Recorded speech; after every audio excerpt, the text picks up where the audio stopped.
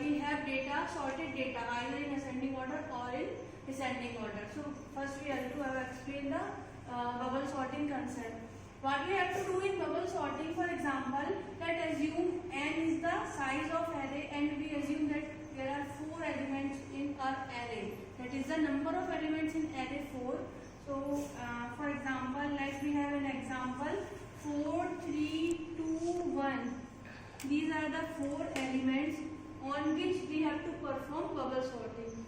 So in bubble sorting, what we have to do? We have to compare adjacent elements and swap them accordingly. Okay, like if we want to sort our array in ascending order, then we have to arrange this array in 1, 2, 3, 4 order. Ascending order is 1, 2, 3, 4. So first of all we have to compare adjacent elements of array. In second step, 4 and 3 will be compared and we see that 3 is smaller than 4. Then what we have to do? We have to swap 3 and 4. Swapping is a method in which we have to interchange the values in particular positions. Okay, so 3 and 4 are swapped and the remaining elements are so on. Again, in next step, 4 and 2 is compared. So the answer is 3, 2, 4. 4 and 2 is compared. Then the answer is 3, 2, 4 and 1.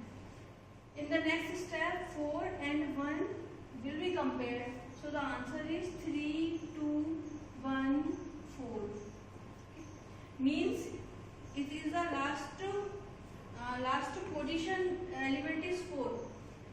The array is starting from the 4th element, so the biggest element in this array is 4. But in the first pass, this is the pass. In the first pass of bubble sorting, the largest element of the array will be on its appropriate position. 4th position is the actual position of 4 because the biggest element in this array is 4. Okay. So we can see that when the number of elements in an array equals to 4, there will be 3 comparisons. 3 comparisons are required to compare these 4 elements in the particular array. 1 comparison, 2 comparison and 3 comparison. That means if n equals to 4, then number of comparisons required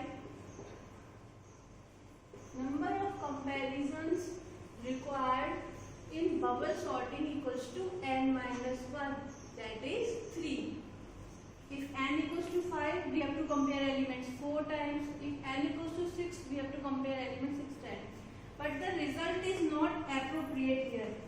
So in bubble sorting, what we have to do? We have to sort our array in the form of pass. This is our first pass.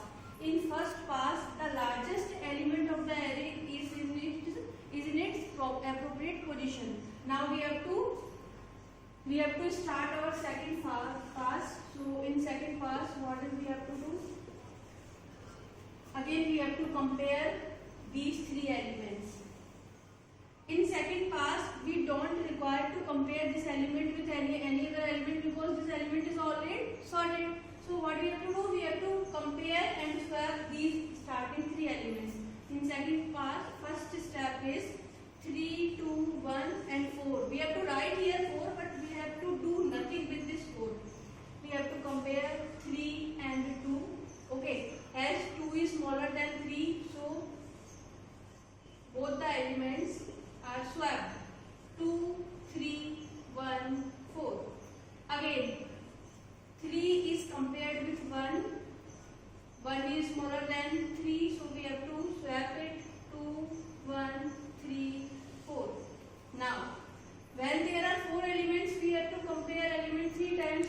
Now, in the second pass, 4 is already sorted, so we have to compare only 2 times. Now, 3 is in its appropriate position.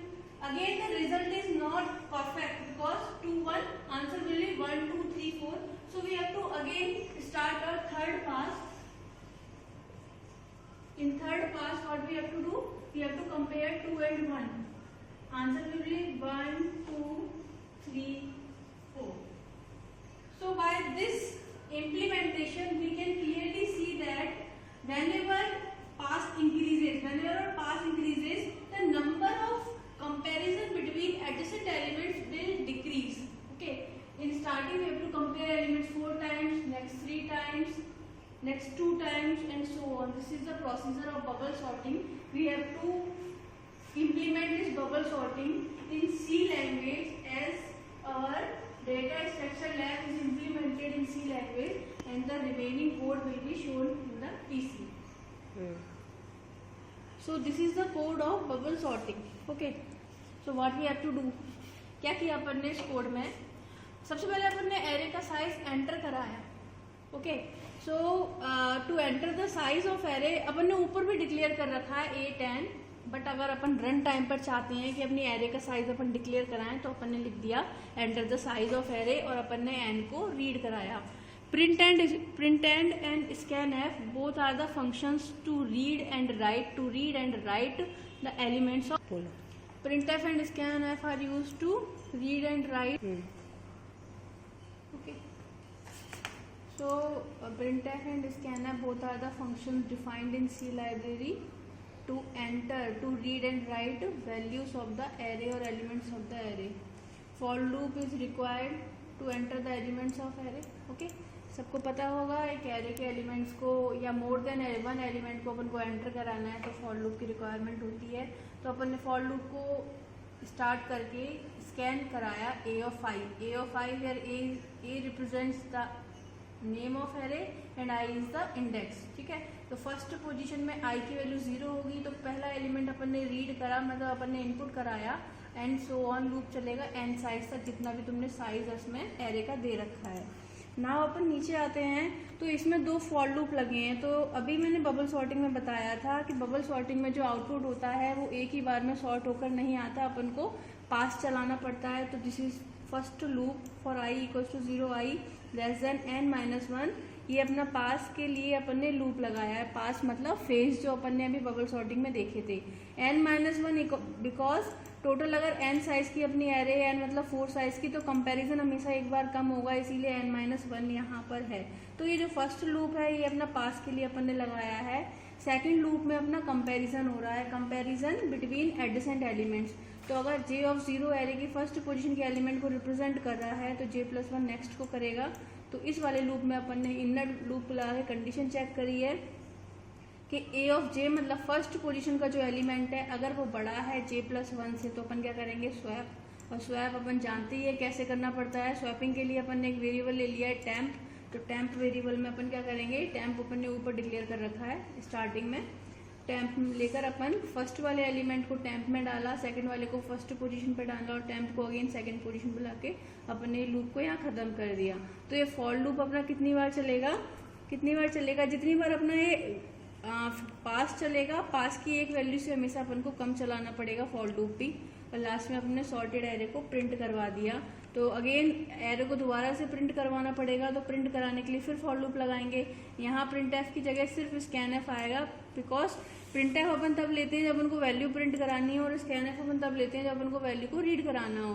तो पहले loop में अपन scan F इसीलिए लिया था because user input दे रहा था array का, और लास्ट में जब इनपुट आ गया तो सिर्फ इनपुट को अपन को सॉर्टेड ऑर्डर में प्रिंट कराना है. तो अपन डायरेक्टली प्रिंट लिखेंगे एंड गेट सी एच फंक्शन होता है जिससे अपन अपनी स्क्रीन को होल्ड करते हैं. ठीक है, नाउ अपन आउटपुट देखते हैं इसका. तो आउटपुट को अपन ने किस तरीके से इम्प्लीमेंट किया, सबसे पहले we have to check errors. तो alt F9 0 errors. Next control F9, we can see the result here. Enter the size of array. Let we have 4 size array and elements are 7 4 9 2. Output is sorted array.